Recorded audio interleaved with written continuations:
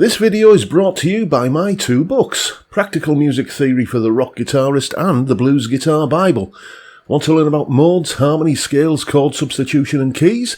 Or maybe you're interested in supercharging your blues guitar rhythm and lead chops.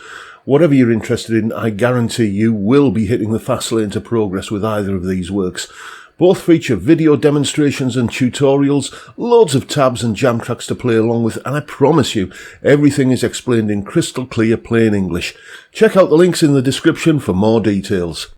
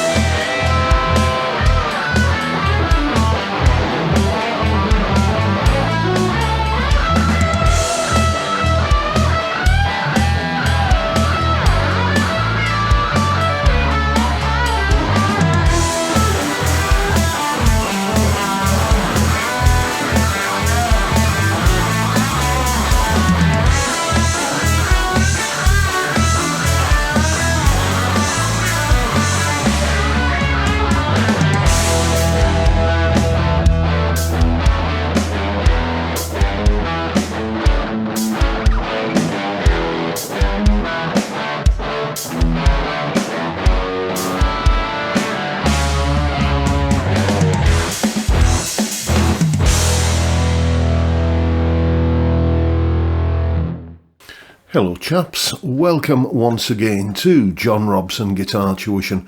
As always, I do hope you're well. That was me having an enormous amount of fun with this lovely guitar here, very kindly loaned to me by a viewer of this channel.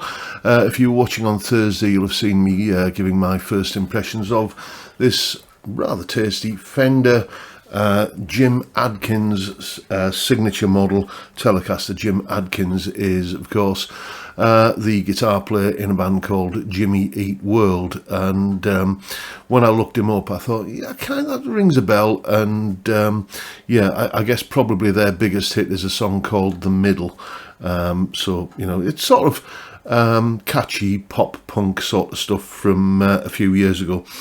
And this is Jim's signature guitar, as I say, very kindly loaned to me by a viewer of this channel, and I'm going to be telling you all about what it's like. We'll take some weights and measures and have a look at the specs, and I'll give you my thoughts on the guitar later on in the video. But first of all, a little bit of housekeeping.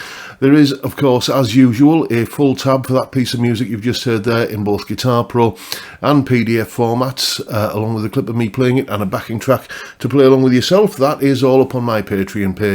There's the address, link in the description. As I'm sure you know by now, $3 or around £3 a month gets you access to all of these additional resources and goodies that go along with these YouTube videos. So a massive thank you to everyone who supports me in that or any of the other ways, all of which are down in the description. For the crunchy power chord tones on that demo there, I was using the Blue Guitar Amp 1, of course. What else am I going to be using? But that was on the vintage channel. For the clean tones, I had to revert to the clean channel on the amp. This is not a guitar which is particularly adept at cleaning up from the guitar's volume control. I'll talk about that a little bit more later as well. And for the shoutier solo high gain or higher gain stuff, I was using the classic channel using the foot switchable boost. Essentially, the vintage channel, very plexi sounding. The clean channel is very Fendery sounding, and this channel here, the classic channel, is more kind of a JCM 800 kind of thing going on. So those were the sort of stock sounds that I was using, and you know, I think it performed really rather well. I wasn't too sure in Thursday's first impressions video what the specs were for this guitar, but here they are. We've got body is semi-hollow ash, gloss finish all over. The neck is maple. We have got, I wasn't sure about this on Thursday, a 24 3/4 inch scale length, obviously 22 frets. The nut width that's quoted here is 42 millimeters. That is a little bit at odds with the measurements I've taken that we'll see in a moment. Fretboard, I could have sworn this was rosewood. It looks like rosewood, it feels like rosewood, but apparently it is Indian laurel. We got medium jumbo frets, modern C neck shape. We'll take a look at the readings and the measurements I've done in a moment. But you know, 9.5 inch standard Fender neck fretboard radius, synthetic bone nut, and only a standard truss rod, not a dual action truss rod. But you know, it is what it is, and it works fine. Well, you know, I'll talk about the playability and setup in a moment, but let's have a look at the readings I took for this guitar. There you can see the neck profile, and that is pretty much textbook C-shaped neck. Very comfortable to play on. The weight is 3.14 kilos, so it's, you know, it's not a featherweight, but it's not a backbreaker by any stretch of the imagination. Yeah, the specs interestingly state a nut width of 42 millimeters. You can see what my calipers measured it up there. That is 43 and a bit. I don't know if that is a modern spec, and this is clearly not a brand new guitar. Maybe that's changed a little bit over the years. I don't know. But those are the measurements I got. Then we get on to the DC pickup resistance readings. Dearie me, look at that bridge pickup, 14.55k. The bridge pickup is a Seymour Duncan SP90-3, which not only has very you know, kind of a lot of copper wire on there, as you can tell by that resistance reading, but it's I'm having looked up that model number, the SP90-3, it's a ceramic pickup as well. The neck is, as you can see, not quite as hot, but still not what you'd call traditional you know, P90 sort of territory. I tend to think of a P90 as somewhere between 8 and 10k. That's usually what I would expect for a P90, but that is 11 and 2/3, basically 11.64. The neck pickup is a Seymour Duncan SP90-1. One thing that is true about this neck pickup, let's get rid of that. There we go, is that it is reverse wound, reverse polarity, so it's noise cancelling in the middle position. So yes, my thoughts on this. Let's take first of all, let's just edit in some B-roll here, where you can see some close-ups of the guitar. As you can see, it's pre-loved, this guitar. It's not a pristine example. It's got a few you know, just minor dings and knocks on it, but you know, it wears it well, I think. It's a very comfortable guitar to play, and I think it's a really rather good looking guitar. I don't know if the B-roll's finished yet, but I just think that is you know, a nice looking thing, basically. I'm a sucker for anything Telecaster shape. What would I have different? Tortoiseshell guard, obviously, but then again, long-term viewers of this channel would probably have already could have predicted that, I suppose. Yeah, so What I like about this guitar is it is beautifully set up. It plays like a hot knife through butter. I can't remember if I did this on Thursday in that video or not, but let's just do it here now. The action at the 12th fret is on the 6th string is 1.25 millimeters. Effortless to play. No dead spots on the neck, no fret buzz, no choking out, nothing like that. As I say, it plays like the proverbial hot knife through butter. A beautiful playing experience, and getting up to the dusty end of the neck is absolutely no issue whatsoever. It just, what Phil McKnight calls the handshake, when you kind of hold a guitar like that, superbly comfortable, it has to be said. So the feel and the playability and the looks on this guitar are absolutely stunning. What would I change? What else would I change? Probably, I think if this were my guitar, it would be out with the emery cloth or micro mesh or whatever you want to call it, and dull off this gloss sheen on the neck and take it back to more of a satin thing. I did a video about that a while ago. I'll put a link to it down in the description if I remember. So yes, there'll be a link to that video in the description if you want to kind of just take the glossiness off the back of the neck. So I'll probably change that about it. What else would I swap about it? Well, as I said on the, let me move this microphone, there we go. As I said on Thursday and earlier, it's not a guitar which cleans up particularly well from the volume pots.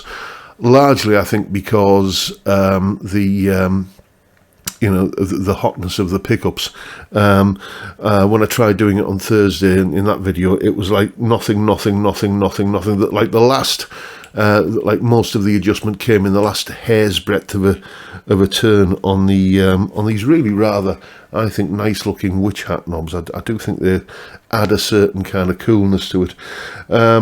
So yeah, maybe change the pots and probably the pickups as well. But even that's not going to be an issue, because unlike many, kind of semi-hollow guitars, you're not having to do keyhole surgery through the F-hole. You've got access here. So maybe some upgraded pots and possibly some more traditionally voiced P90 pickups. But, modding pots and pickups, that's hardly, a huge job, is it? It's the kind of thing that inveterate tinkerers like me and many other people who watch this channel love to do. It's just a part and parcel of making the guitar your own. It's a good enough platform to do that on. The only thing that I would say is, these are, if you want to go and buy one new, they're about between £800 and £900, which is a lot of money to spend on a modding platform. Do you know what I'm saying? So, there's probably another Fender guitar out there that is like a thinline Telecaster. That is, I'll tell you what I'll do. There'll be some more B-roll dropping in here because I'm going to do some research and drop some graphics in as I'm speaking. There's got to be another thinline Telecaster with P90s that has a little bit more of a kind of vintage voiced output. But overall, I do really rather like this guitar. I had fun playing it, and it made some really rather nice noises. I just think it needs I'd happily sacrifice some of the pickup output and just turn the gain up on the amp a little bit more to get that sort of raunchy sound, if it meant that I had a bit more headroom to kind of get it to clean up a little bit. But there you go. That's just a personal thing. That's not a criticism of the guitar. That's not, saying it's a fault with the guitar. That's just how this guitar doesn't kind of, meet my rather boomerish old school kind of needs. But there you go. Anyway, folks, that is my little review of the Fender Jim Adkins JA90 Telecaster, an Indonesian made guitar with a lot going for it, and yeah, I've had fun with it. So that's the review. Make of it what you will, and that's the video for today, folks. Hope you've enjoyed it and found it entertaining and useful in some small way, and if that's the case, please hit the subscribe button and the notification bell if you haven't already done so, and why not drop me a like as well while you're at it. Don't forget the live stream stream every Friday 5 PM UK time. We drink beer and talk about stuff, music and guitars for the most part, but the conversation can and often does go absolutely anywhere. It's a great way to kick off the weekend, and I'd love to see you there if you can make it. But for now, I'll bid you all a good day and say thank you so much for watching. Thank you for your time. Look after yourselves, folks. Stay well, stay safe, and above all, stay sane. Bye for now.